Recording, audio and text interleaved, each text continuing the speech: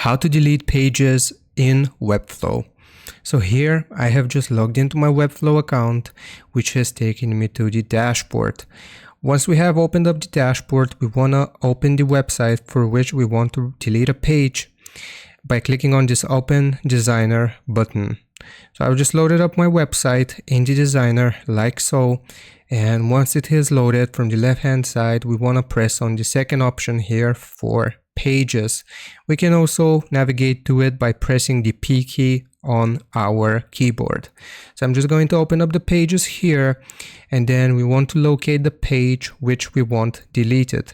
For example, let's say I want to delete this theme page here. I'm simply going to hover over it and then click on the gear icon that pops up once I have hovered over it. Then from here you will be able to see the little trash can icon next to close. So just click on delete this page and it will ask us for confirmation if we actually want to delete this page, and I'll just confirm here by clicking on delete, and that's how you delete pages in Webflow.